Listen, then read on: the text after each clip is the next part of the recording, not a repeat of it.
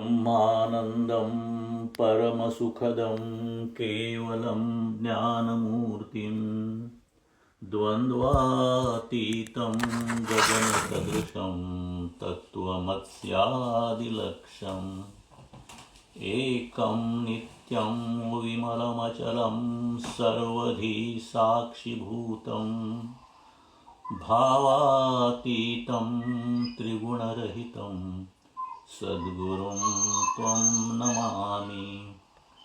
मूकं करोति वाचालं पङ्गुं लङ्घयते गिरिं यत्कृपातमहं वन्दे परमानंदमाधवम्।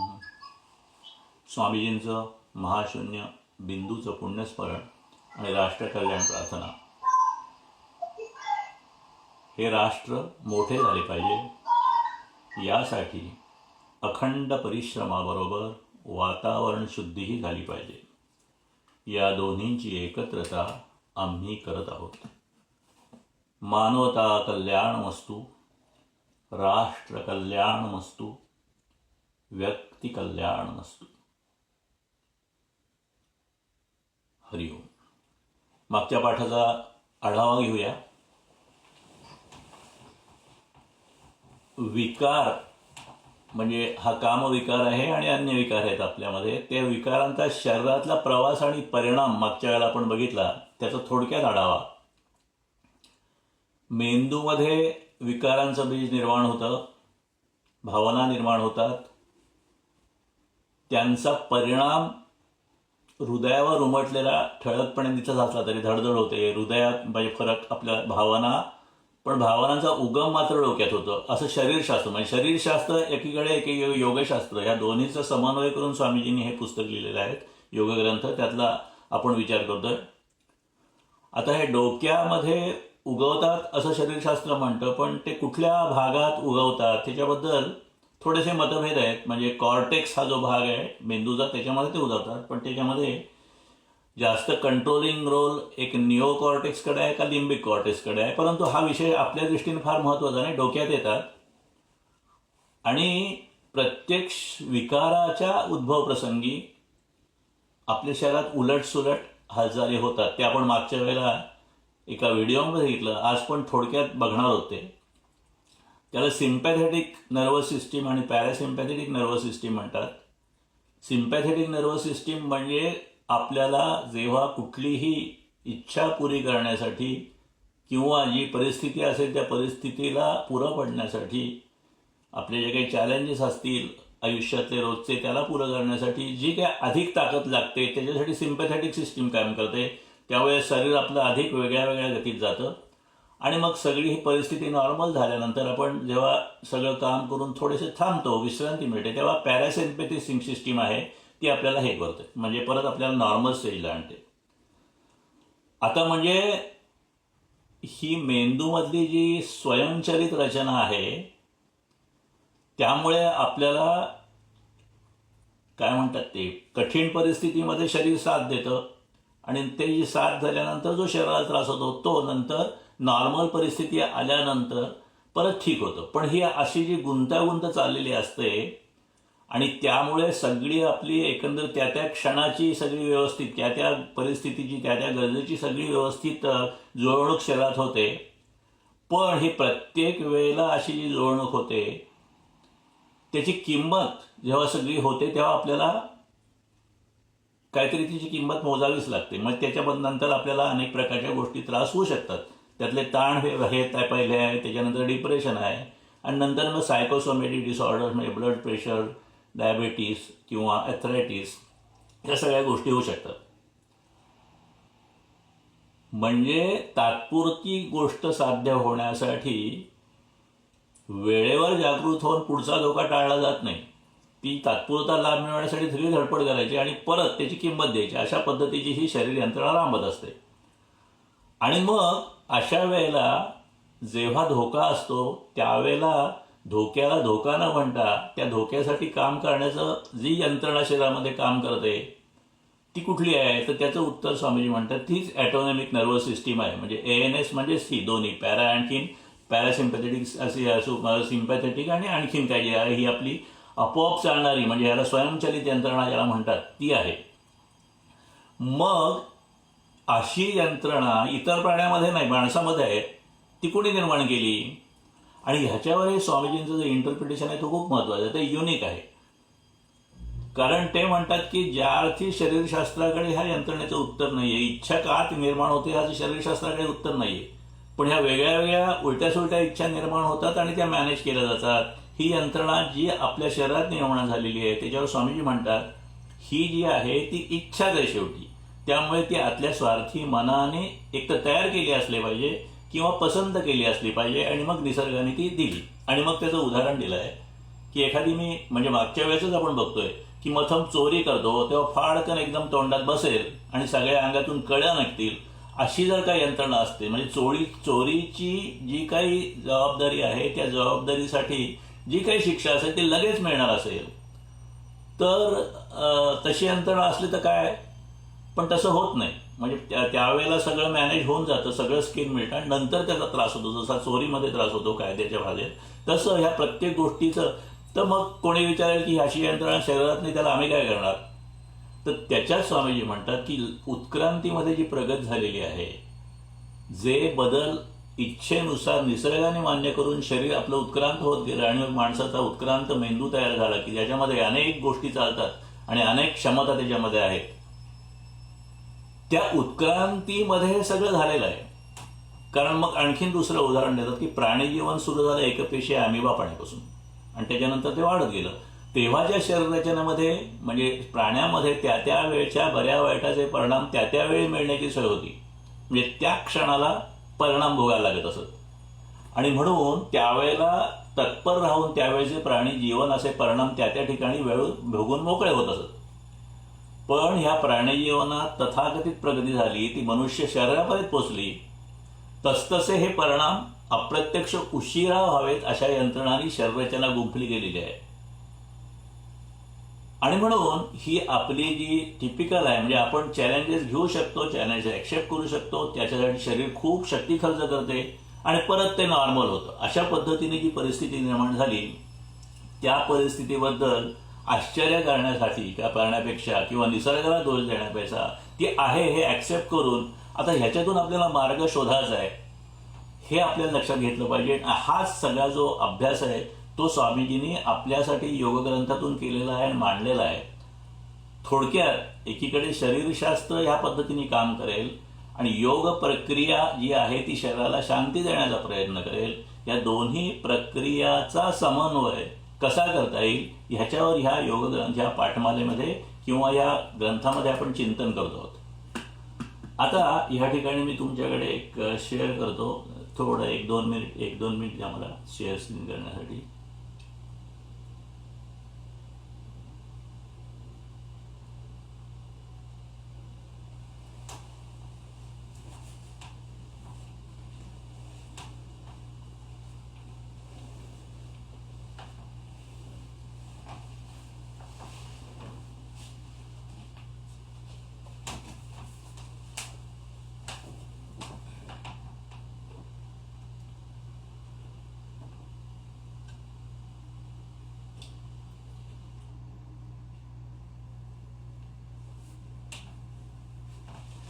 हा दिसतंय स्लाइड आता?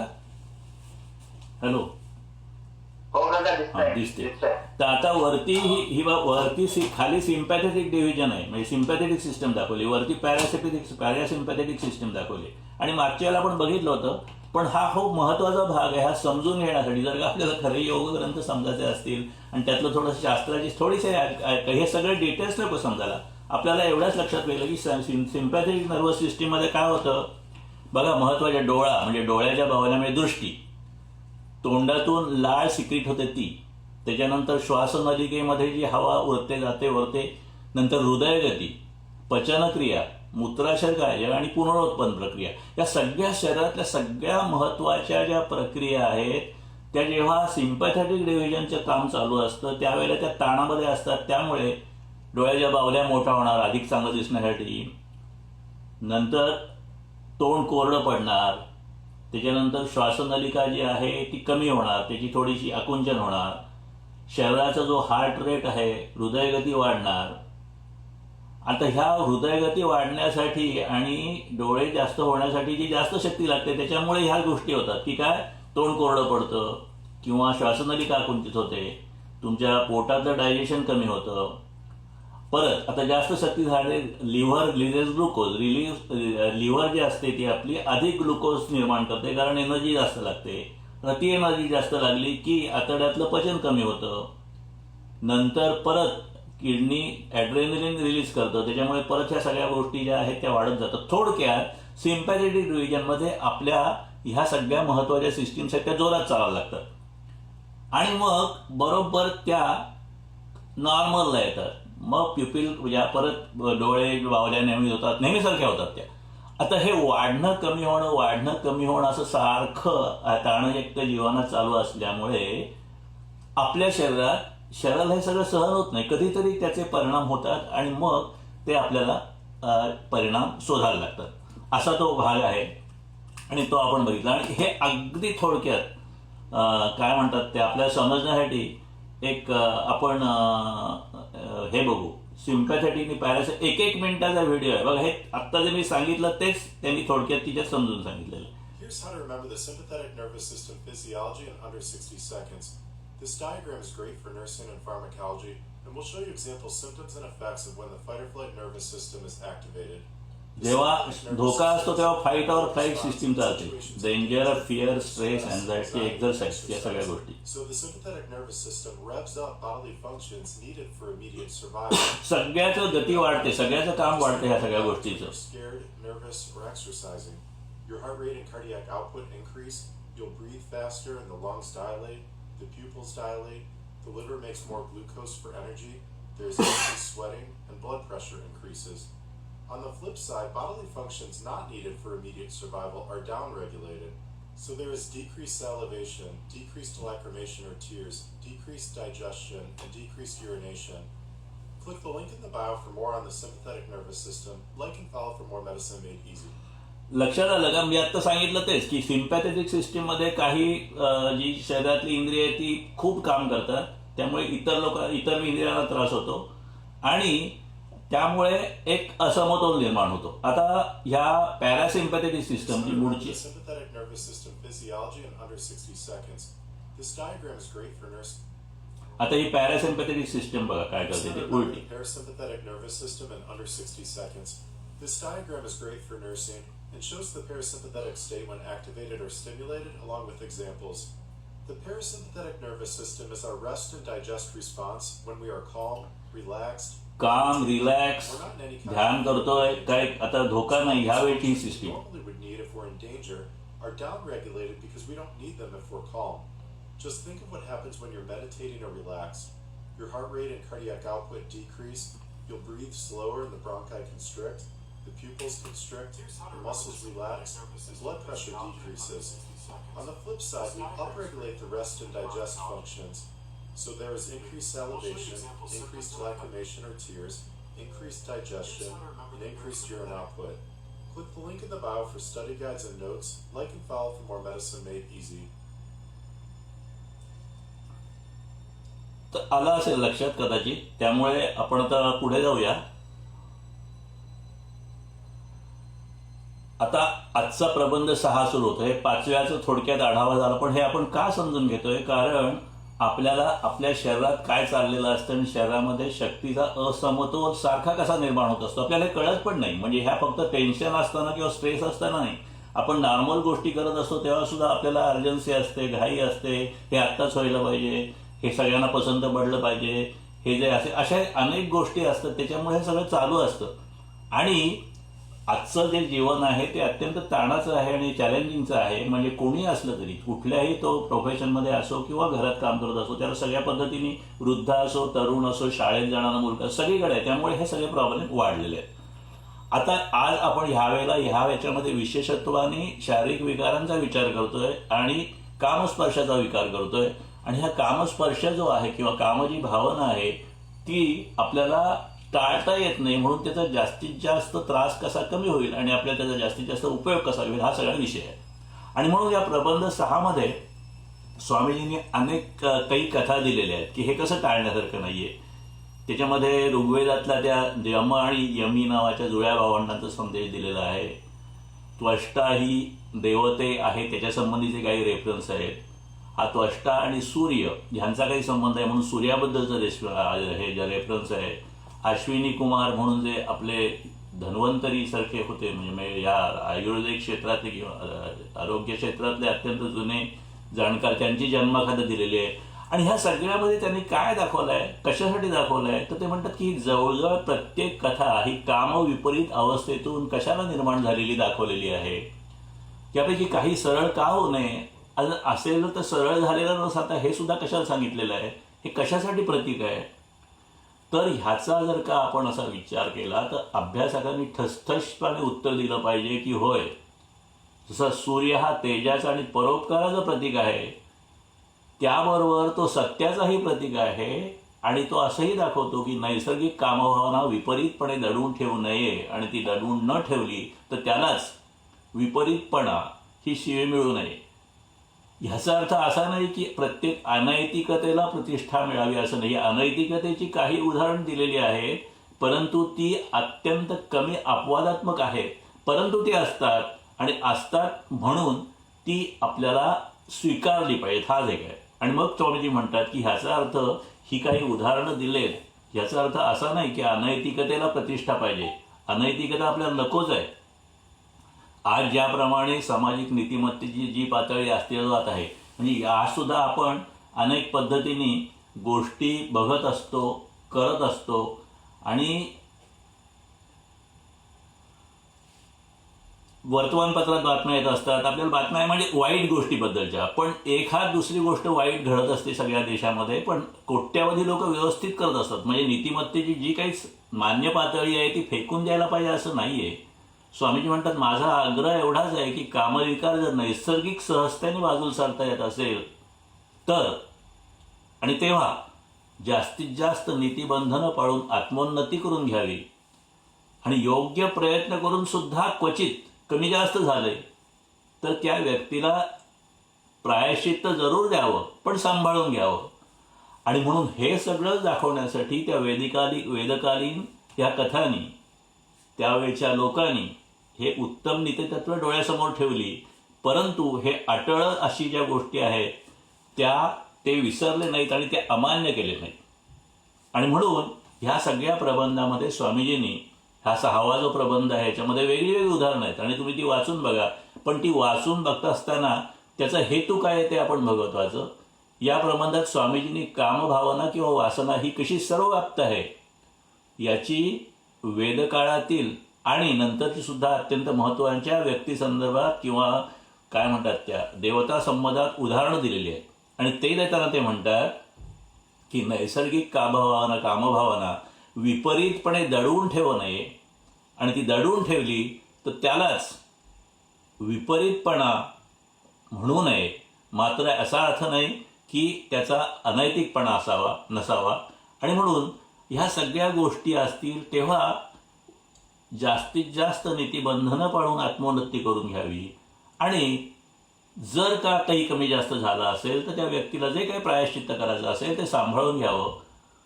आणि म्हणून भगवान श्रीकृष्ण, रामकृष्ण परमहंस यांच्याबद्दल सुद्धा काही हकीकती दिलेल्या आहेत आणि ते सांगताना ती सविस्तर देत असताना त्याचा हेतू आपण लक्षात घेतला पाहिजे की हे सगळं कुठल्याही पद्धतीने त्या सगळ्या व्यक्तींबद्दल कुठल्याही पद्धतीचा चुकीचा समज न पसरवताना हे सर्व कामविकाराची अनिवार्यता ठसवण्यासाठी काही अपवादांचा उल्लेख केलेला आहे. आणि हे सांगत असताना स्वामीजी आग्रहपूर्वक असंही सांगतात की आधीच सांगून ठेवतो की मला रामकृष्णांबद्दल अधिक प्रेम आहे, कारण रामकृष्णाबद्दलची पण कथा याच्यामध्ये आलेली आहे. अत्यंत मोकळे समर्पित असे ते महायोगी होते. पण हे सगळं वरवरचं वर्णन आहे. आतून म्हणजे स्वामीजी म्हणतात मला आतून त्यांच्याबद्दल विशेष आपुलकी का वाटते हे सांगता येणार नाही, पण वाटते खरी. तर रामकृष्ण नुसते महात्मा नव्हते तर ते स्वामी विवेकानंदांसारखे महात्म्यांचे निर्माते होते. आणि म्हणून ह्याच पुस्तकाच्या पान 95 स्वामीजी स्पष्टीकरण हे सगळं आपल्याला करणं महत्वाचं आहे. एक गोष्ट लक्षात घ्यायची की ह्या कामविकाराची अनिवार्यता आणि त्याच्याबद्दलचं आपल्याला काय म्हणतात ते आवश्यक गोष्टी जाणून घेणं आवश्यक आहे. त्याची जी काही आहे ती गोष्ट म्हणजे सर्वसामान्य जीवनात ते आवश्यक गोष्ट हे लक्षात घेतलं पाहिजे. त्याला अपमान जसे आत्ताच्या जीवनात झाले तसे पूर्वी सुद्धा झालेले लक्षात घेतले पाहिजेत. याचा अर्थ अनैतिकता योग्य नाही, परंतु त्यांचं ती दिलेली हकीकत आणि नैतिकता अनैतिकता ह्या दोन मुद्द्यांची गल्लत करू नये.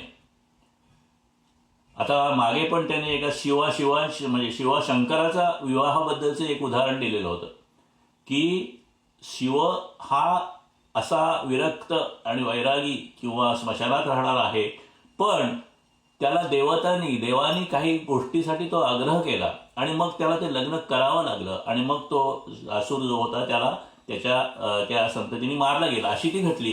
पण एकदा विवाह केल्यानंतर त्याचं स्वतःचाही काम जागृत होण्याची घटना घडू शकते आणि म्हणून अनेक उदाहरणं दिलेले आहेत. आणि या बाबतीत थोडासा कानाडोळा नाही झाला तर सामाजिक हित साधणार नाही. कोणतेही अधिकारपद आणि अधिकारी या चूक होण्याची शक्यता गृहीत धरली जाते. चुकीला श्रेष्ठ होण्याची प्रतिष्ठा देऊ नये एवढेच. आणि पाप हा गुन्हा नाही, पण पाप नाकबूल करणं हा गुन्हा आहे. हे जसं खरं तसेच प्रत्येकाने पाप करून सतत कबूल करणं हेही योग्य नव्हे. म्हणजे एकीकडे स्वामीजी ह्या सगळ्या काय म्हणतात त्या अपवादात्मक गोष्टी आपल्याला सांगतायत कशासाठी, एक अनिवार्यता कामविकारी साधण्यासाठी. पण ते असंही म्हणतायत की अशी अपवादात्मक गोष्टच घडते त्यावेळेला योग्य ती शिक्षाही झाली पाहिजे. आणि ह्या अपवादाचा एक कुठला आदर्श करून सगळ्यांनी असं वागणं हे अजिबात अभिप्रेत नाही.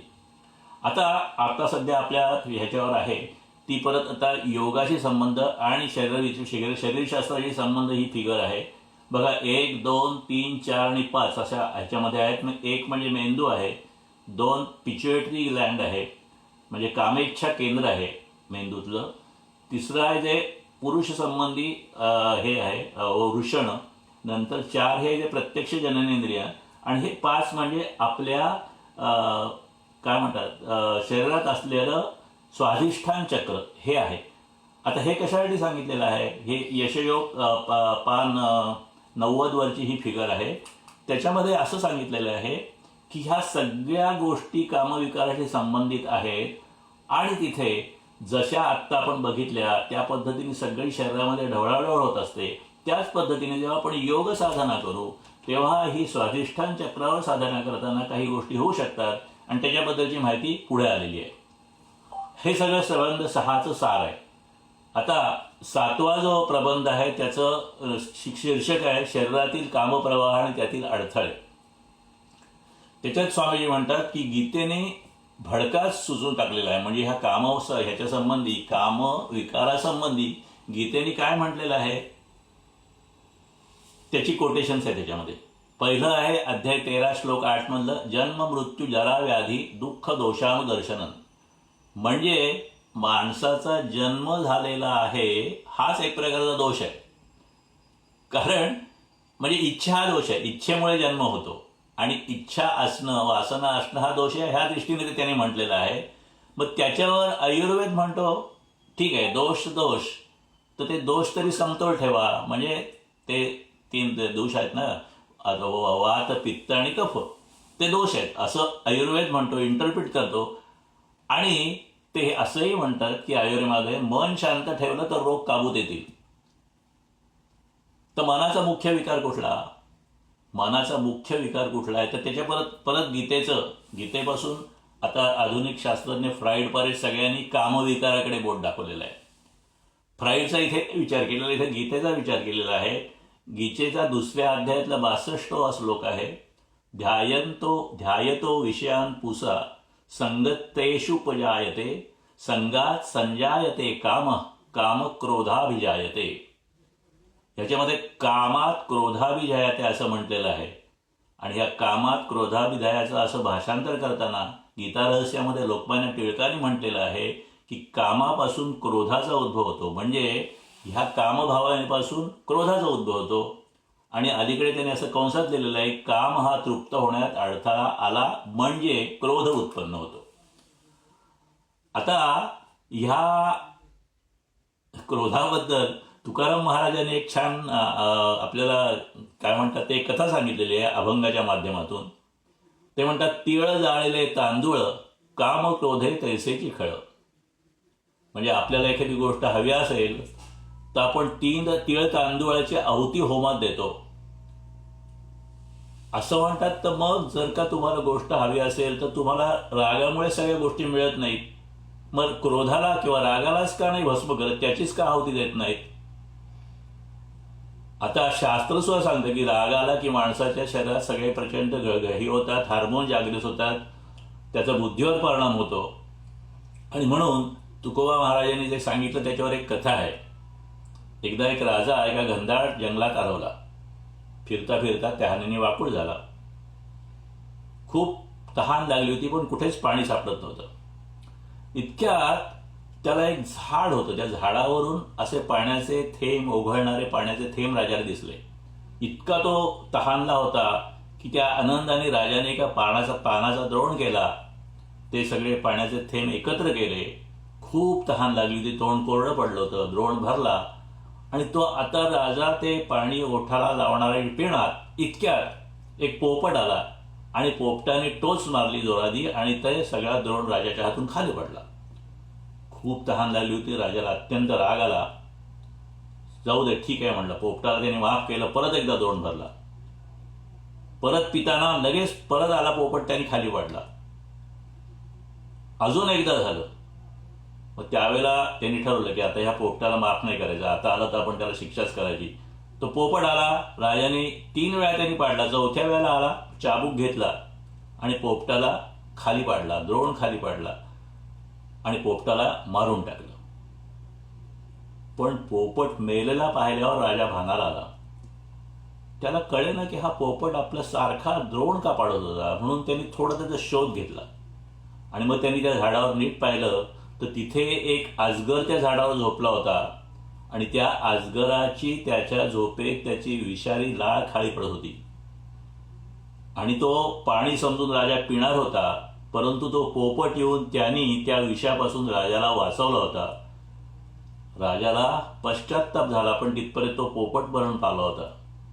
आणि म्हणून तुकोबा म्हणतात, रागाला होमाच्या अग्नीत जाळून भस्म करा, अन्यथा नंतर पश्चात्तापाशिवाय तुमच्या आयुष्यात काहीही उरणार नाही. हे जे रागाचं आहे तेच प्रत्येक विकाराचं आहे आणि कामातूनच क्रोध निर्माण होतो. आणि ती सगळी गीतेने पुढच्या श्लोकामध्ये त्याची यादी दिलेली आहे. क्रोधात भवती सम्मोहा, सम्मोहा स्मृतिविभ्रमः, स्मृतिभ्रंशात बुद्धिनाशो, बुद्धिनाशः प्रणत्यती. म्हणजे पहिल्यापासून कामानंतर क्रोध, क्रोधानंतर सम्मोह, संमोहानंतर आठवण किंवा स्मृतीमध्ये भ्रम आणि स्मृतिभ्रम झाली की बुद्धिनाश आणि बुद्धिनाश झाला की विनाश. अशा पद्धतीने कामविकारापासून जी मालिका सुरू होते तिचं पर्यवसान सर्व नाशात होतं. म्हणून योगामध्ये पतंजली मुनी चित्तातल्या कामविकारावर ताबा मिळवण्यासाठी जो उपाय सांगतात, जो आपण अनेक वेळा मागच्या पाठामध्ये सुद्धा बघितलेला आहे, त्याचा योग चित्तवृत्ती निरोधः असा तो उपाय आहे. आता हा एक काम आणि क्रोध आणि त्याची आपण मालिका गीतेच्या माध्यमातून बघितली. पण आपण आपल्या जीवनाचा जर का विचार केला तर आपल्याला कितीतरी गोष्टी हव्या असतात. मिळाली की थोडा वेळ ती पुरते, त्याच्यानंतर त्या फिरत नाहीत. ह्या हव्यासने अस्वस्थता ज्या आहेत या सगळ्या विकारांच्या भावना असतात. त्याच्यामध्ये काही साध्या गोष्टी असतात. म्हणजे खावं असं वाटतं, हे काही चुकीचं नाही, पण खावं काय, किती, माझ्या आवडीचं, नाही मिळालं तर काय करावं, किती त्यासाठी, असं सगळं ते खाण्यापाठीमागे असं व्यसन करावं काही लोकांना वाटतं. चांगला स्पर्श असावा, म्हणजे स्पर्श अनेक प्रकारचे आहेत. व्यक्ती व्यक्तीतील स्पर्श आहे, वस्तू व्यक्तीतील स्पर्श आहे, लहान मुलाला वडिलांनी किंवा आईने दिलेला आशीर्वादाचा स्पर्श आहे, अत्यंत चांगल्या फर्निचरवर बस, असे कितीतरी गोष्टी आहेत. खावं, व्यसन करावं, चांगला स्पर्श हवा, चांगलं वाचावं असं वाटतं, चांगलं पहावं असं वाटतं, काही वेळा चांगली निर्मिती करावी असं वाटतंय, संपत्ती मिळवावी, सत्ता मिळवावी, ज्ञान मिळवावं, मान मिळवावं, इब्रत असावी, कुठली तरी संस्था असावी, त्या संस्थेमध्ये मला पदाधिकार असावा, लोकांनी मला खुर्ची द्या, अशा अनेक सगळ्या महत्वाकांक्षा इच्छा आपण काम करत असतो. आणि ही प्रत्येक इच्छा जी वासना आहे किंवा जी काही भावना आहे ती भावना आपल्याला त्या सिम्पॅथेटिक आणि पॅरासिम्पॅथिक सिस्टीमच्या जाळ्यामध्ये नाचवत असते. ते आपल्या लक्षातही येत नाही, कारण आपण काही गोष्टी आवश्यक असतात, काही गोष्टी अनावश्यक असतात. आवश्यक गोष्टीसाठी सुद्धा किती थांबावं किंवा आवश्यक गोष्टीसाठी किती आग्रह धरावा ह्याच्याही मर्यादा असतात. परंतु ह्याचा विधिनिषेध आपल्याला प्रत्येक वेळा राहतोच असं नाही. आणि म्हणून आपण चित्तवृत्ती निरोध म्हणजे कामनिरोध, कारण कामापासून ही जी बेसिक प्रेरणा आहे, माझं अस्तित्व टिकलं पाहिजे, ते अस्तित्व चांगल्या पद्धतीने टिकलं पाहिजे, सुखाने टिकलं पाहिजे, म्हणजे कामप्रेरणा आहे. आणि कामप्रेरणेतूनच मग आपली पिढी चालली पाहिजे, हा सगळा भाग येतो. ही मूळ प्रेरणा आहे. आणि ह्या योगात तुझ्या पुढून सगळ्या प्रेरणा निर्माण होत असं गीते सांगते. म्हणून चित्तवृत्ती निरोध करायचं म्हणजे कामनिरोध करायचा, किंवा ह्या ज्या सगळ्या विकार आहेत त्याचा निरोध करायचा. आणि योगाचं उद्दिष्ट आपल्या चित्ताचा निरोध करणं म्हणजे चित्तावर ताबा मिळवणं हा आहे.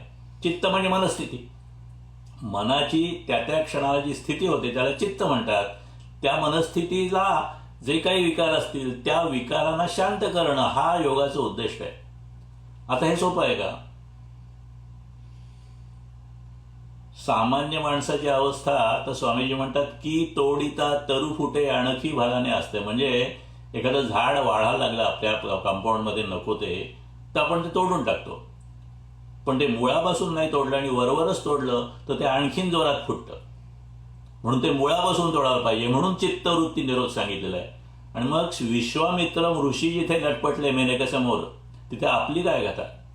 म्हणून योग प्रक्रिया जी आपल्याला ह्या सगळ्यावर सोल्युशन देते, जी आपण ह्या सगळ्या योग ग्रंथामध्ये बघणार आहोत, त्याच्यामध्ये ध्यान प्रक्रिया बघणार आहोत आणि अन्य काही गोष्टी पण बघणार आहोत, ती जर काय व्यवस्थित झाली नाही तर त्या योग प्रक्रियेमध्ये सुद्धा अनेक धोके संभवतात. असं या योगशास्त्राच्या पुस्तकामध्ये अनेक ठिकाणी किंवा तज्ज्ञांनी अनेक ठिकाणी म्हटलेलं आहे. म्हणून एकीकडे योगाचा आपण आधार घेतला पाहिजे उपाय म्हणून, पण योगामध्ये धोक्याची आणि त्यातल्या त्यात कामविकारांच्या धोक्याची कुठली स्थळं आहेत ती आपण बघितली पाहिजे.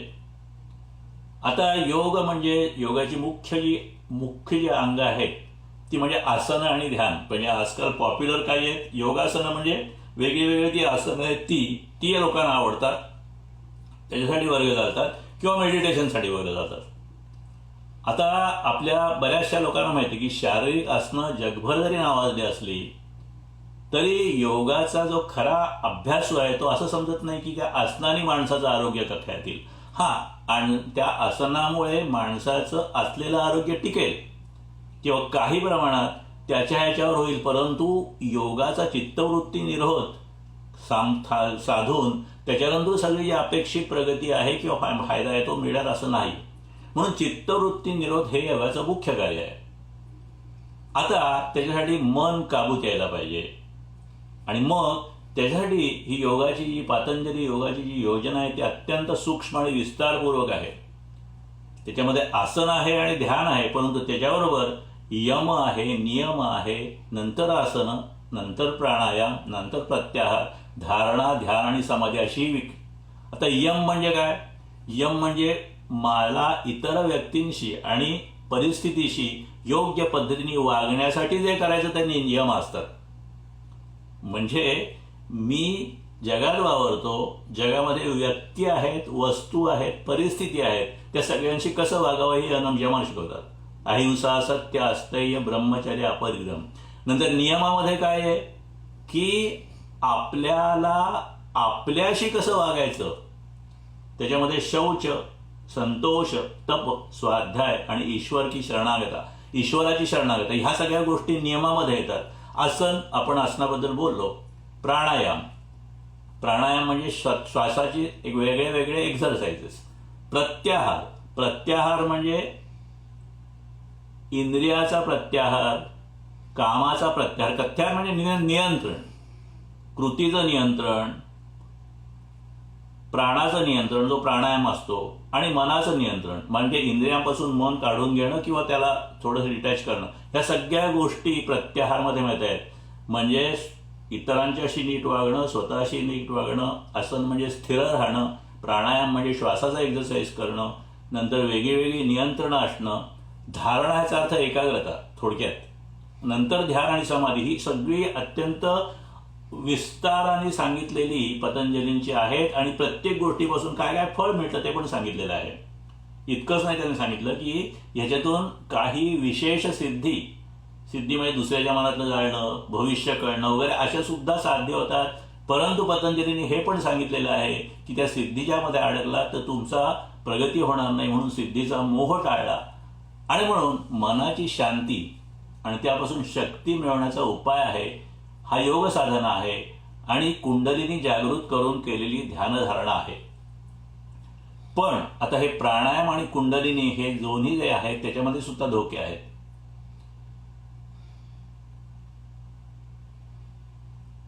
6 चक्रातून कुंडलिनी जागृत करायची आणि माथ्यावरच्या ब्रह्मरंध्र चक्राशी ती मिळवून टाकायची, ही कुंडलिनीची एक ब्रॉड प्रक्रिया आहे. आणि हे जर का चुकीचं झालं, प्राणायाम चुकीचा झाला किंवा ही षटचक्र भेदनाची क्रिया चुकीच्या पद्धतीने झाली तर त्याच्यामध्ये अनेक धोके संभवतात. आणि त्यावरची परत चर्चा या आपल्या विषयामध्ये 3 पानात केलेली आहे, 108 पासून 110 पर्यंत केलेली आहे आणि त्या धोक्याचं स्वरूप स्पष्ट दिलेलं आहे. नंतर काही लोकांनी स्वाधिष्ठान चक्र टाळून करायचे अन्य मार्ग सुद्धा त्या धोक्यात ते पण सुचवलेले आहेत. पण हे सगळे धोके आहेत ह्याचा अर्थ असा नाही की हे धोके आहेत म्हणून ती शक्ती वापरूच नाही. म्हणून कुंडलिनी शक्ती आहे हे तज्ज्ञांनी मान्य केले आहे, तिचं ज्ञान करून घ्यायला पाहिजे.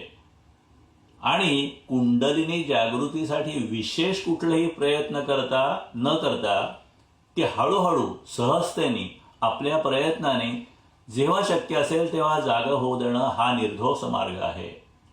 आणि म्हणून ह्याच्यासाठी आपल्याला स्वाधिष्ठांचा लाभ घ्यायचा का नाही घ्यायचा, त्याचे तोटे कसे टाळायचे, ह्या सगळ्याचा विचार म्हणजे ह्या सगळ्या योग परिस्थिती, योग स्थिती किंवा ही कुंडलिनी ध्यान किंवा षटचक्र ध्यान चांगल्या पद्धतीने होण्यासाठी काय करायला पाहिजे, धोके कसे टाळायला पाहिजेत, याचा विचार पुढे 10व्या आणि 11व्या प्रबंधात केलेला आहे, तो आपण नंतर बघणार आहोत.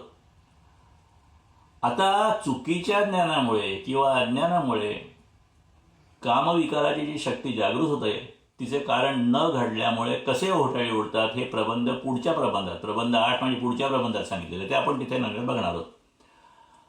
आता ती माहिती बघायच्या अगोदर थोडीशी मी जनरल माहिती आपल्या गुगल सर्चमधनं काढली. ती अशी आहे की कुंडलिनी जागरणाचे दुष्परिणाम काय आहेत.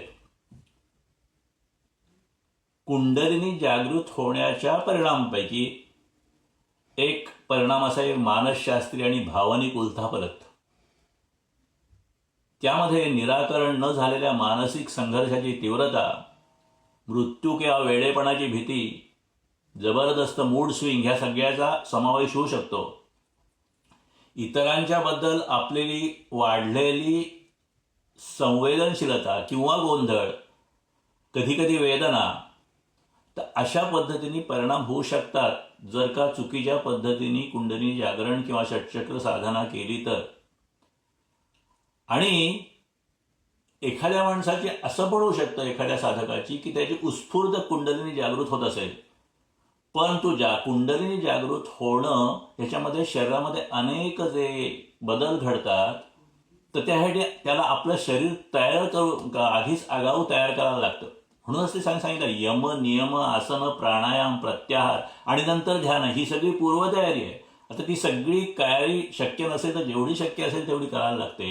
आणि तसं न केला जर का कुंडलिनी जागृत झाली तर तो अनुभव कठीण, वेदनादायक, भावनेदृष्ट्या आव्हानात्मक ठरू शकतो. असे धोके आहेत. आणि याच्याबद्दलचे अधिक धोके जे आहेत ते आपण जे काही पुस्तकात दिलेले आहे ते नंतर बघणार आहोत. दुसरं, स्वाधिष्ठान चक्राच्या साधनेबद्दल सुद्धा काही धोके दिलेले आहेत, तेही आपण बघणार आहोत. पण तो जनरल माहिती आत्ताच्या पुरती किंवा आपल्याला अधिक विषय समजण्यासाठी अशी की स्वाधिष्ठान चक्राचा जो संबंध, स्वाधिष्ठान चक्र म्हणजे आपल्या तुमच्या मणिपूर चक्र आणि मूलाधार चक्राच्या मध्ये जे असतं ते स्वाधिष्ठान चक्र, साधारणतः माकड हाडाच्या खाली जननेंद्रियांच्या आणि मज्जारोयूच्या मध्ये अशा पद्धतीचं जे स्थान असतं, त्याचा संबंध, या सगळ्या चक्राचा संबंध आपण मगाशी त्या 5 ह्या आत्ता सध्या तुमच्या समोर जे असलेल्या त्याच्यामध्ये एरोएटिक फ्लॅक्सस म्हणजे स्वाधिष्ठान चक्र. तर त्याचा संबंध ह्या सगळ्या ठिकाणी कसा आहे तो आपण बघितला. तर तो संबंध व्यक्तीची मानसिकता, निर्मिती क्षमता, इच्छा, आनंद, स्वतःचं समाधान, उत्पत्ती आणि वैयक्तिक संबंध याचे आहे. त्याच्यानंतर लैंगिक अवयव, पोट, आतड्याचा वरचा भाग, यकृत, पित्ताशय, मूत्रपिंड, स्वादुपिंड, ॲड्रिनल ग्रंथी, प्लीहा, पाठीच्या कण्याचा मागचा भाग आणि रोगप्रतिकारक शक्ती ह्या सगळ्यांचा याच्यावर सगळ्या ह्या चक्राचा प्रभाव असतो.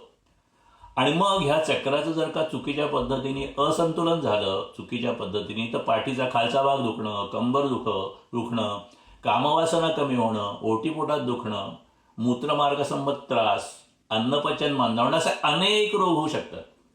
असंतुलन झालं तर त्याचा वाईट परिणाम होतो. चिडचिड होणं, लाजाळूपणा, स्वतःला किंवा दुसऱ्याला उगाचच दोष देणं, शरीर सुखाचं तीव्र आकर्षण, निर्मिती, सर्जनशीलतेचा अभाव, अशा अनेक गोष्टी ह्या स्वाधिष्ठान चक्रामध्ये होऊ शकतात. दुसऱ्या रेफरन्समध्ये त्याने असं म्हटलेलं आहे की स्वाधिष्ठान चक्र ही अशी जागा आहे जिथे मानवी जाणीव चालू होते आणि हा मानवी विकासाचा दुसरा टप्पा आहे असं सांगितलं जातं. हे स्वाधिष्ठान चक्र हे मनाचं निवासस्थान आहे किंवा सुप्त मनासाठी घर असतं. गर्भाशयामध्ये गर्भधारणा झाल्यानंतर जीवनातले सर्व अनुभव आणि आठवणी इथे साठवले जातात आणि ह्या चक्रासंबंधी काही आजार आहेत त्याची पण माहिती दिलेली आहे. आणि वेगळ्या वेगळ्या हार्मोन्सची निर्मितीसुद्धा या चक्राच्या प्रभावामुळे होऊ शकते. आणि ही सगळी जी मुख्यतः हे चक्र जे आहे व्यक्तीच्या लैंगिक व्यवहारांना प्रभावित करतात आणि त्यासंबंधी इतर सगळी जे काही आपल्या शरीरातल्या चलनवलन आहेत त्याला हे प्रभाव करतं. म्हणून हे स्वाधिष्ठान चक्र महत्त्वाचं आहे आणि त्याच्याबद्दल त्याचे धोके कसे टाळायचे हे या पुस्तकात बघितलेलं आहे. कारण आपण हा उपाय म्हणून बघतोय. आपल्या शरीरात समन्वय होण्यासाठी, आपल्या शरीरात जो स्वाभाविक ह्या सध्याच्या जीवन पद्धतीमुळे जो व्यय होतो शक्तीचा, तो शक्तीचा व्यय साधण्यासाठी, आपल्या मनाला चांगल्या सवयी लागण्यासाठी, शांत होण्यासाठी आपण ध्यान साधना बघतोय. तर ती ध्यान साधना करताना काही आपल्याला चुकीचे अपाय होऊ नयेत म्हणून हे आपण सगळं बघतो. आता हे आपण बघितलं षटचक्र साधनेचं. पण योग साधनामध्ये स्वामीजींनी पुस्तकात दिलेलं आहे त्यातले मुख्य 4 प्रकार आहेत. ते म्हणजे मंत्रयोग, हठयोग, लययोग, राजयोग. हे 4 प्रकार दिलेले आहेत. मुख्य असे 4. असे अनेक प्रकार असतील त्याच्यामध्ये आता, कारण वाटेल त्या पद्धतीने हल्ली याच्यावर रिसर्च चाललेला आहे आणि हे खूप मोठं मार्केट आहे. अगदी सगळ्या जगात आहे, अमेरिकेत सुद्धा आहे आणि भारतात सुद्धा आहे. त्यामुळे ह्याच्यावर अनेक पद्धतीने चालतात. परंतु हे 4 प्रकार जे आहेत ते असं आहे की मंत्रयोग म्हणजे योगातले मंत्र म्हणजे निरनिराळ्या ऋषींनी तयार केलेले सिद्ध मंत्र. अनेक मंत्र आहेत. आपण गायत्री मंत्र म्हणतो किंवा अनेक स्तोत्र म्हणतो. आता हे मंत्र म्हणजे कुठल्या तरी अंतरक शक्तीची शक्तिरूप असतात आणि ह्या मंत्रावर केलेल्या ध्यानाला स्थूलरूप ध्यान म्हणतात आणि मंत्रयोग ह्याच्यातून जी समाधी प्राप्त होते त्याला महाभाव समाधी म्हणतात. हे आपल्या पुस्तकातनं विषयोगमध्ये दिलेली माहिती आहे. मराठी विश्वकोशामध्ये ह्याच्यात थोडीशी माहिती अधिक मिळाली ती अशी आहे की मंत्र साधनेद्वारे अंतिम सत्याची प्राप्त करून घेण्याचा मार्ग म्हणजे मंत्रयोग होय. नाम रूप याद्वारे व्यक्त होणारे शब्द आणि भाव यांच्यावर चित्त एकाग्र झाल्याने जो योग साध्य होतो त्याला मंत्रयोग म्हणतात. योग शाखो उपनिषद नावाचं एक उपनिषद आहे. त्याच्यात त्यांनी असं म्हटलेलं आहे की श्वास घेताना हम आणि श्वास सोडताना स. आता आपण श्वास शांतपणे घेतला तर श्वास आपण आत घेतो त्यावेळेला हम आणि सोडताना स असा ध्वनी उत्पन्न होतो. त्यामुळे प्रत्येक जीव अजाणता हंस हंस या मंत्राचा जप करीत असतो. परंतु गुरुच्या उपदेशाने सुषुम्ना नाडीतून प्राणवहन होत असताना अक्षरांच्या क्रमामध्ये व्यतिरेक होऊन हा जप सोहम सोहम असा होऊ लागतो. यालाच मंत्रयोग असं म्हणतात. आपल्या ह्या ध्यानामध्ये सुद्धा कोहम आणि सोहम ह्या गोष्टी आहेत. तर त्या सोहमचा हा थोडासा मंत्र योगाशी संबंध ह्या मराठी विश्वकोशामध्ये मिळातो बघितला. पुढचा जो हठयोग आहे. हठयोग म्हणजे कुंडलिनी जागृत करून अष्टैश्वर्याची प्राप्ती करून घेणे, चक्र आणि ग्रंथी यांचा भेद करणं, प्राणाचा सुषुम्नेत प्रवेश करणं, चिंत निरालंब करणं, मृत्यूभाव दूर करणं हे हठयोगाचं साध्य आहे. आणि हठयोगातील ध्यानाला ज्योतिध्यान म्हणतात. आणि प्राणाने विरोधाने होणाऱ्या समाधीला महाभूत समाधी म्हणतात. हे सगळं आपण जनरल रेफरन्स म्हणून म्हणतो. आपल्याला हे सगळं लक्षात ठेवण्याची गरज नाही किंवा आपल्याला प्रत्यक्ष अभ्यासाची काही संबंध नाही. परंतु हा विषय 4 योगांचा पुस्तकात आलेला आहे म्हणून थोडीशी आली ती माहिती. आता देहशुद्धी हे हठयोगाचं उद्दिष्ट आहे आणि ही शुद्धी षटकर्माच्या द्वारे केली जाते. आसन आणि मुद्रा यांच्याद्वारे हठयोगी देहाची स्थिरता प्राप्त करून घेतो. तर प्राणायाम, प्रत्याहार, ध्यान आणि समाधी यांच्याद्वारे त्याला लघुता, दृढता, आत्मप्रत्यय आणि निरलसता ह्या गोष्टी मिळतात. आपल्याला काही योगी व्हायचं नाही आणि आपल्याला योगशास्त्राचा अशा पद्धतीने अभ्यास करायचा नाहीये. आपण जो योगाचा अभ्यास करणार आहोत तो शरीराशी संवाद ह्या माध्यमातून केलेला आहे आणि त्याच्याबद्दल आपण विस्ताराने पुढे बघणार आहोत. या सगळ्या गोष्टी फक्त ऐकून ठेवण्यासाठी आहेत. आसन, प्राणायाम, मुद्रा, नादानुसंधान हे हठयोगाचे मुख्य विषय आहेत. कुंडलिनी जागृत करून अष्टैश्वर्याची प्राप्ती करून घेणं आणि चक्रग्रंथी यांचा भेद करणं ह्या सगळ्या गोष्टी याच्यामध्ये येतात. मृत्यूभाव दूर करणं हे हठयोगाचं साध्य आहे. हठयोगातील साधनाला ज्योतिध्यान म्हणतात. आणि अशा पद्धतीने ही हठयोगाची थोडीशी माहिती. हा एक कष्टसाध्य प्रकार आहे. मराठी विश्वकोश याच्यामध्ये म्हणतं. आणि ह म्हणजे सूर्यनाडी आणि ठ म्हणजे चंद्रनाडी. चंद्रनाडी अनुक्रमे उजव्या आणि डाव्या नागपडीतून चालणाऱ्या श्वसनाला म्हटलं जातं. म्हणजे एकाला पिंगला इजा असं पण म्हणतात काहीतरी. आणि कुठेतरी दोन्हीचा संयोग जिथे होतो त्याला सुषुम्ना नाडी म्हणतात. आता ह्या नाडीचं हठयोगामध्ये विशेष महत्व आहे.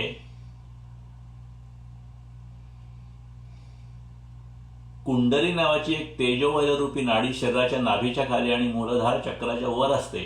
तिला जागृत करून मस्तकातील ब्रह्मरंध्रापर्यंत पोहोचवणं हे हठयोगाचं ध्येय असतं. ही कुंडली जागृत करून सुषुम्ना नाडीच्या माध्यमातून हे घडतं.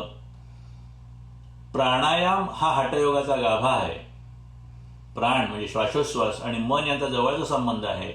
प्राण नियंत्रणातून मनाचं नियंत्रण शक्य आहे आणि मनाची पूर्णपणे स्थिर आणि शांत स्थिती म्हणजे उन्मनी किंवा मनोन्मनी स्थिती ही प्राणायाच्या अभ्यासाने साधता येतं असं हठयोगात मानलेलं आहे.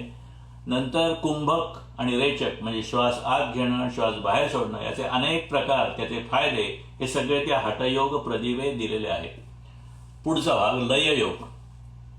मानवपिंड ही ब्रह्मांडाची प्रतिकृती आहे. ब्रह्म आणि ब्रह्मशक्ती याचा दिलासा जसा ब्रह्मांडात होतो तसा मानवपिंडात सुद्धा होतो. ब्रह्मांडातल्या प्रमाणे ग्रह, नक्षत्र, चतुर्दश भवन इत्यादीची पीठे मानवपीठात सुद्धा आहेत. पंचकोशांचं आवरण, पंचकोश म्हणजे हे शरीर पंचकोशाचं बनलेलं आहे असं म्हणतात. त्या पंचकोशाचं आवरण शिथिल होतात. पिंड स्वेच्छेप्रमाणे कुठल्याही लोकात आपला संबंध प्रस्थापित करू शकतो. ह्या विज्ञानानुसार मनुष्यपिंडाच्या आधारपद्मात कुलकुंडली नावाची ब्रह्मशक्ती प्रसृत राहून अविद्येच्या प्रवाहाने सृष्टिक्रिया करत राहते आणि सहस्रार नावाचं एक चक्र मनुष्याच्या मस्तकात असतं. आणि लययोगाच्या द्वारे कुलकुंडलिनी शक्तीला तिथे नेऊन विश्वरूपाशी संलग्न केलं जातं. लयरोगाच्या ध्यानाला बिंदू ध्यान आणि समाधीला महालय समाधी असं म्हणतात. आणि आता शेवटचा जो प्रकार आहे तो राजयोग आहे. मन, बुद्धी, चित्त व अहंकार यांना संचलित अंतःकरण जीवाच्या बंधनाला कारण होतं.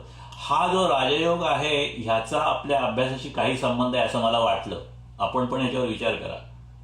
कारण मन, बुद्धी आणि चित्त, अहंकार ज्याला हे अंतःकरण असं म्हणतात, हे सगळं अंतःकरण जे आहे ते कसं वागतं त्याच्यावर जीवाचं बंध निर्माण होईल किंवा मुक्ती होईल हे सांगतं. मुक्तीला पण तेच कारण आहे. अशुद्ध मन जीवाला अधपतित करतं तर शुद्ध मन जीवाला उन्नयन करतं.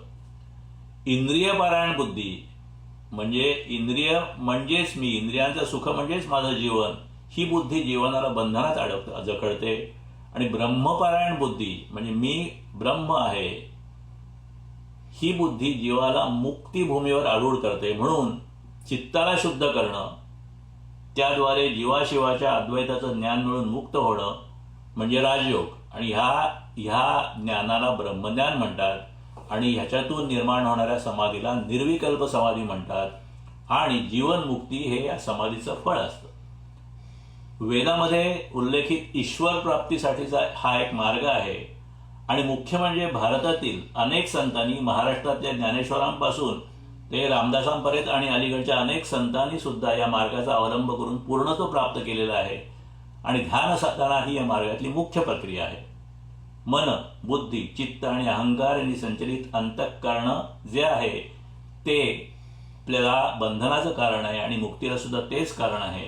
तर अशा पद्धतीने त्या मुक्तीसाठी प्रयत्न करणं हा राजयोगाचा विषय आहे. आता विषयोगमध्ये आपल्याला जो योग करायचा आहे किंवा हे ध्यान करायचं आहे तो शरीराशी संवाद ही ध्यान पद्धत आपण पुढे विस्ताराने बघणार आहोत. परंतु ते बघताना त्याच्या पार्श्वभूमीवर या 4 मुख्य ध्यान साधनांची फक्त माहिती दिलेली आहे. या पाठामध्ये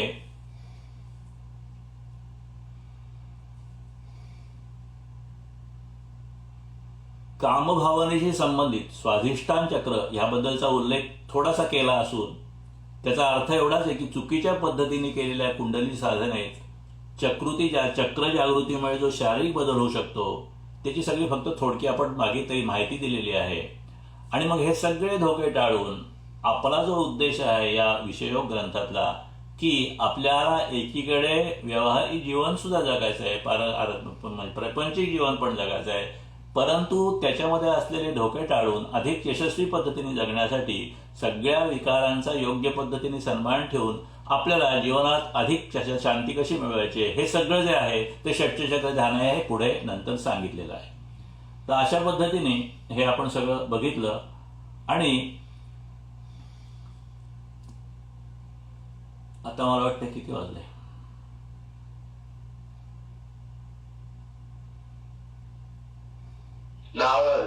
हां ओके ठीक आहे. मग ध्यान घेतो, चालेल ना? हो. ठीक आहे, कारण आता शेवटची 5-10 मिनिटं ध्यानाचे जातील.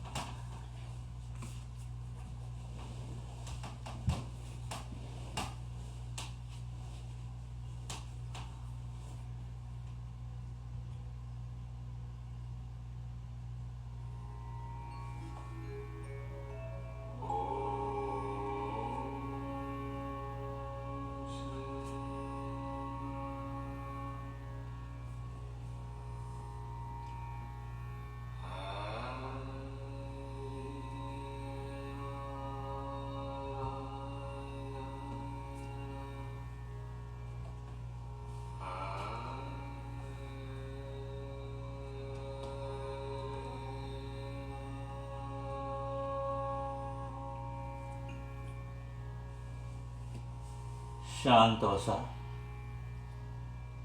डोळे मिटा, पाठीचा कडा ताठ ठेवा.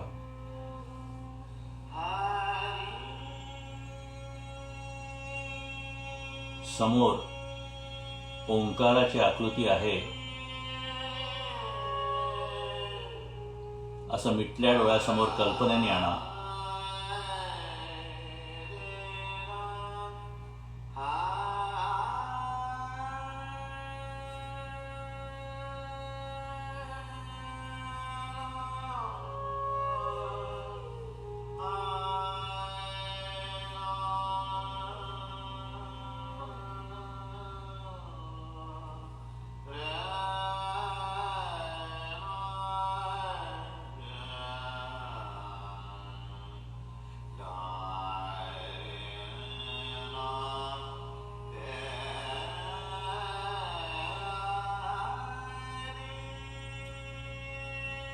आपण शरीराच्या संवादाची ध्यान पद्धती आहे त्यातला काही भाग आज बघणार आहोत.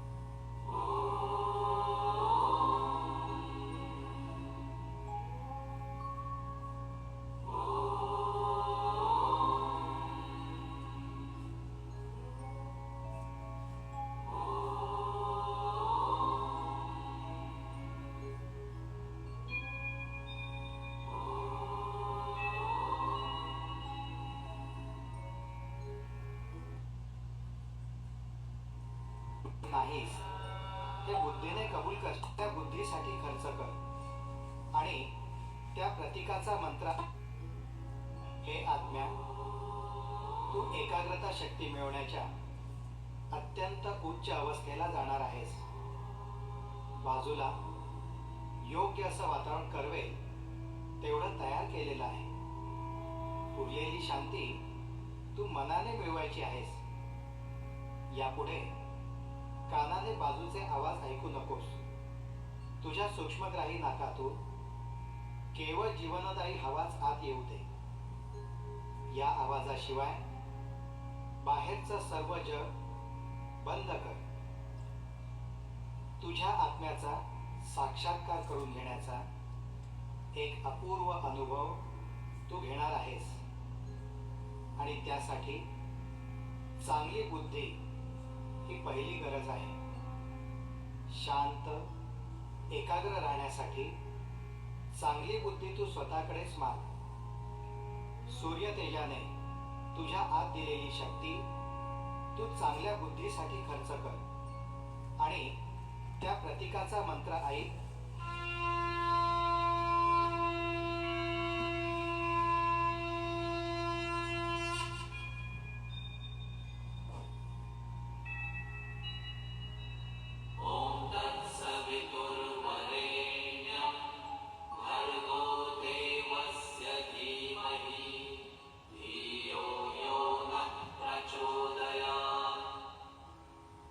हे शब्द वारंवार ऐकताना तू तिकडे दुर्लक्ष करायची सवय बाळगशील. तसे मुळीच करू नकोस. चांगली बुद्धी मागितली आहेस ती तुला मिळणारच आहे. तिला पात्र राहण्यासाठी शांत एकाग्रता तू करणार आहेस. हे आत्म्या, तू चांगल्या बुद्धीची इच्छा केलीस, तुझ्या हिताच्या बुद्धीची इच्छा केलीस.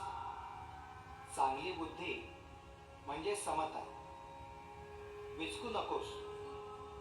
आता तुझ्यातली, तुझ्या स्वतःच्या आतली समता तरी करशील की नाही? तू स्वतःलाच आतली वागणूक नीट देत नाहीस हे बुद्धीने कबूल करशील की नाही? तू विचारशील, मी स्वतःला चांगली समतेची वागणूक कशी दिली नाही? अरे जीवा, तुझ्या शरीरातल्या प्रत्येक पेशीला मन आहे असं अनेक बुद्धिनिष्ठ अभ्यासकांनी संशोधन केलेलं आहे. त्या तुझ्या छोट्या छोट्या असंख्य शरीर सहकार्यांची तू कधी दखल घेतली आहेस का? घे बरं दखल. चांगल्या बुद्धीच्या लेण्यातून ज्या पेशींच्या सहकार्याने तू हसतोस, अन्न पचवतोस, त्या सगळ्यांचा आळीपाळीने एकेका थरावर परामर्श घे.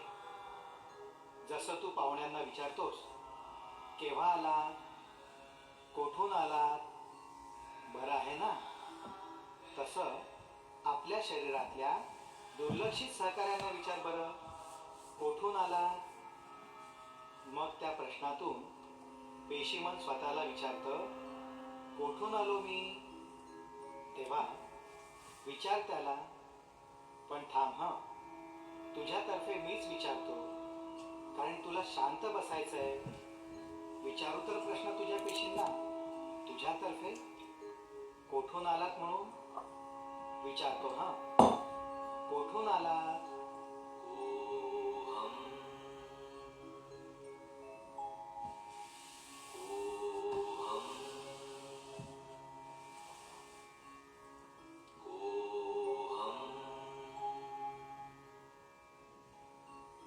आता तुम्ही खरे एकचित्त झाला आहात आणि तुम्हाला त्या पेशींकडून उत्तर येत आहे,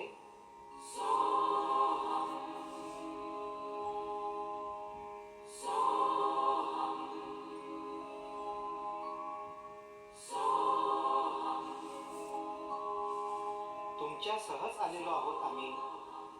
किती किती आनंदाची गोष्ट. आज तुम्ही आमची आठवण काढली.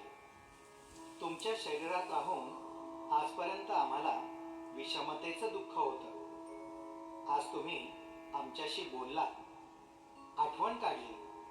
आम्हाला विसरू नका हं. आमच्याशी बोलत जा. आम्ही तुमच्याच बरोबर आलेलो आहोत.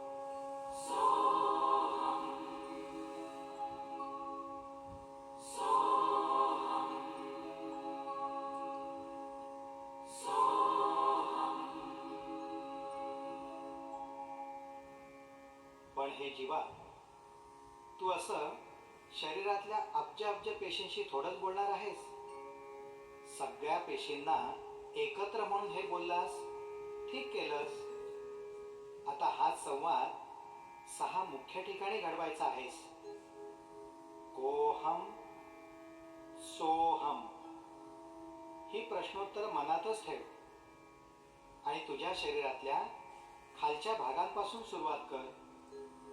मांडी घालून बसला आहेसच, तर कमरेच्या मागच्या भागापासून मेंदूपर्यंतचा भाग निवडूयात. तोच महत्वाचा आहे.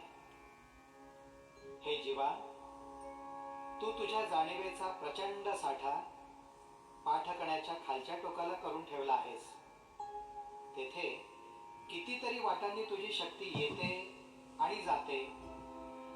शरीरातल्या या मागच्या पहिल्या चक्राचं नाव आहे मूलाधार चक्र. हा चौक महत्वाचा आहे. स्वच्छतेची केंद्र इथंच आहेत. जीव निर्माण करण्याची हत्यारं इथंच आहेत. हे प्रथम शुद्ध करायला हवं.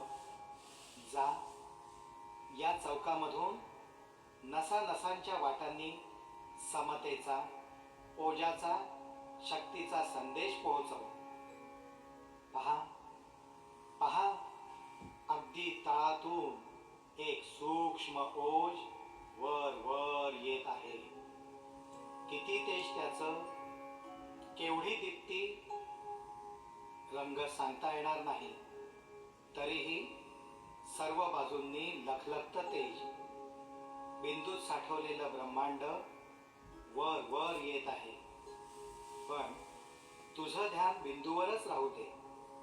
बाकीचं काम तेजाच्या उलट्या धारा आपोआप करतील. या चौकात तू यशस्वी झालास.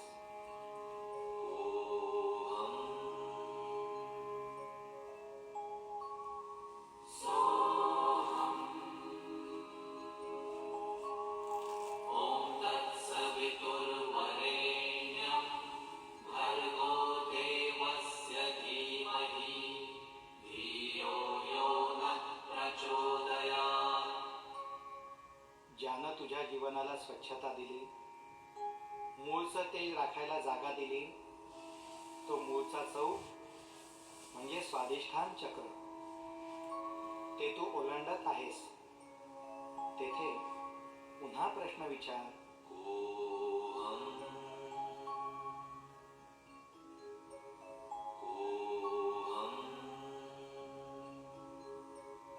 उत्तर येईल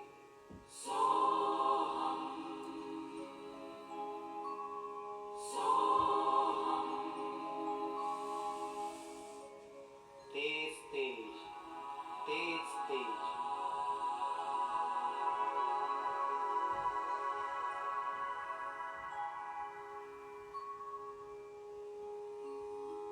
तुझ्या आवडत्या दुसऱ्या जीवाच्या मिलनाचं हे शक्ती केंद्र आहे.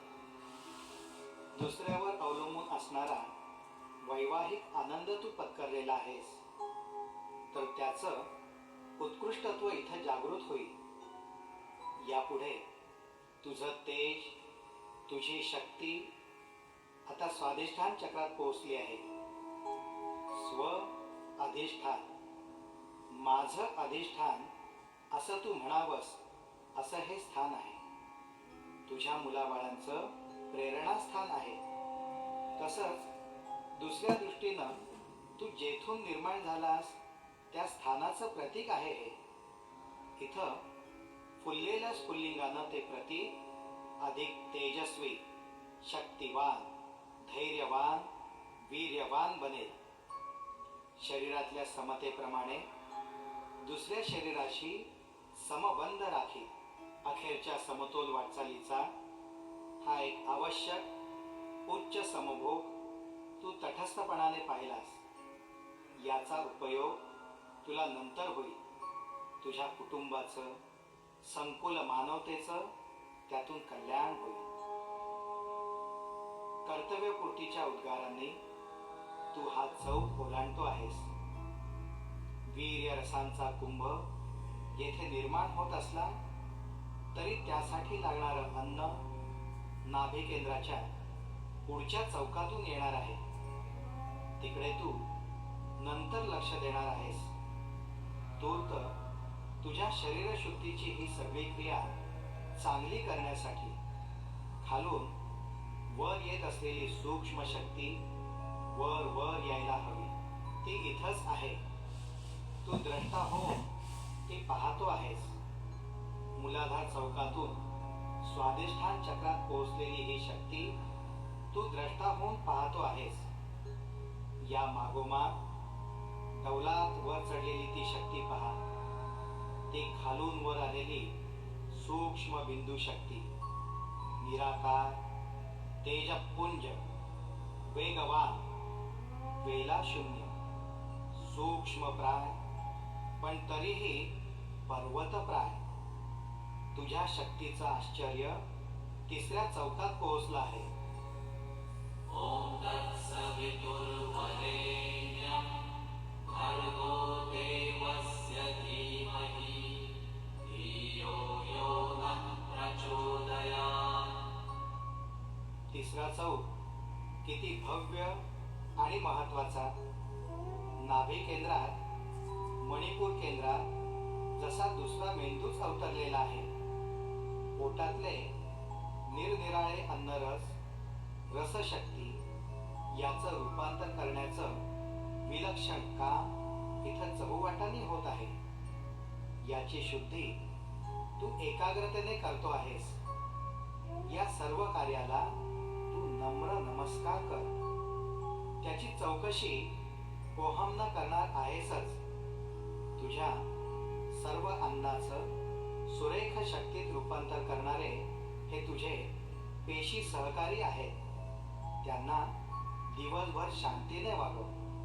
संतापाचे लोट तू आत पोटात सोडणार नाहीस.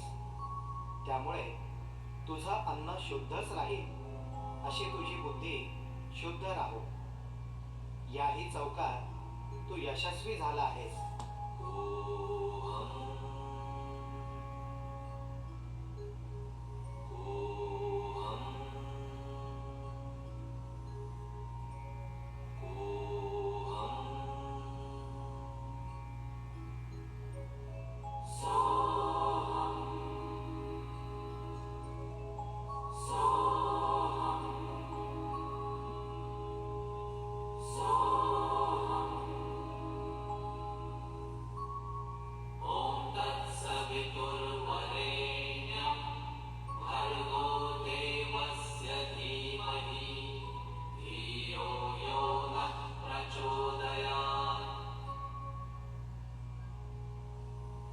चौथ्या चौकात गतिशून्य गती तू अनुभवणार आहेस. केवढं आश्चर्य आहे. तिसऱ्या चौकात अन्न तयार होण्यासाठी जी गती लागली ती वाटण्याचं कार्य या अनाहत चक्र चौकात चाललं आहे. तू ती शक्ती धसमुसळपणाने वापरू नकोस. शांत प्रवाहीपणानं या चौकातून ती गती जाऊ दे. तुझ्या जीवनाचं चक्र अखंड चालवणाऱ्या या चौकात उभा राहून विचार.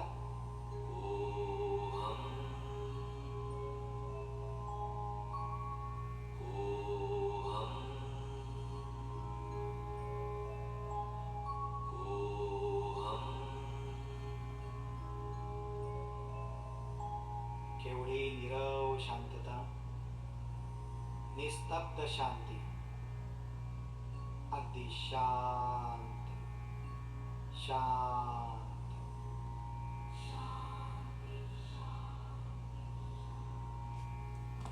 खालपासून वर येणारं तेज तुझ्या या शांतीतच वरपर्यंत चढलं जात आहे.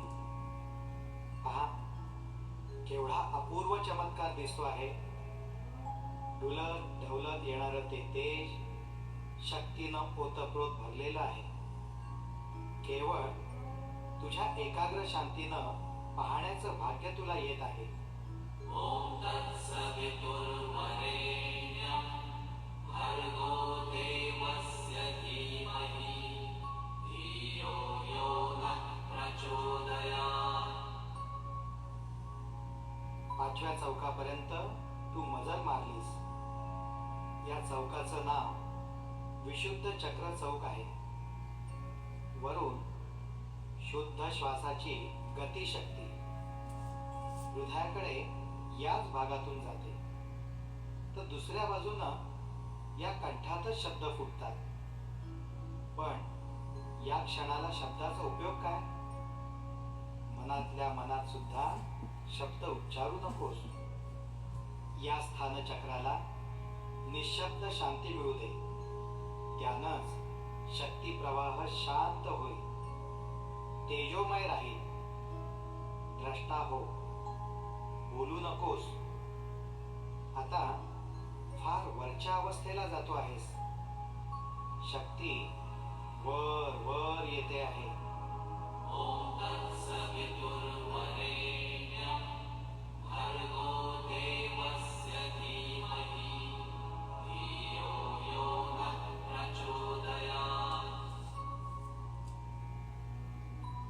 सहाव्या आणि अखेरच्या केंद्रामध्ये शक्ती वर आलेली आहे. या केंद्राचं नाव आहे आज्ञाचक्र.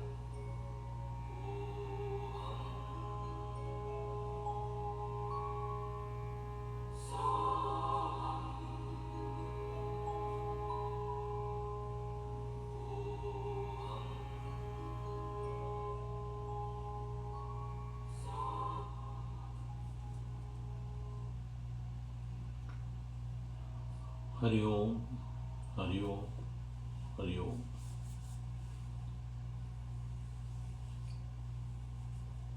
हाताच्या तळव्याचं घर्षण करून चेहऱ्यावर घ्या. या ठिकाणी आपली ध्यान क्रिया पूर्ण झालेली आहे.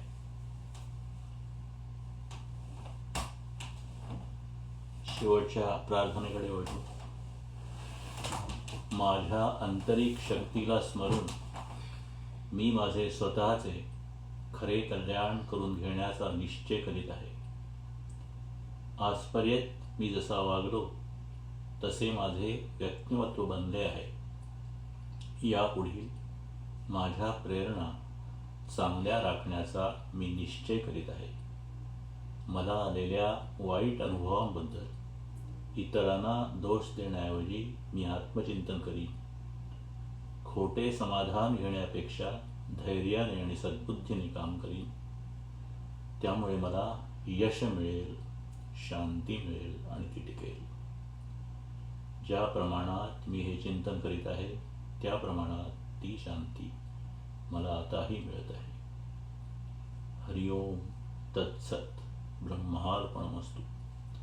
सर्वांना धन्यवाद, सर्वांना नमस्कार, सर्वांना हरिओम.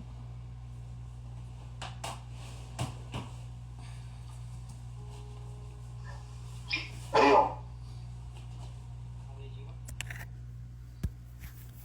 कोणाला बोला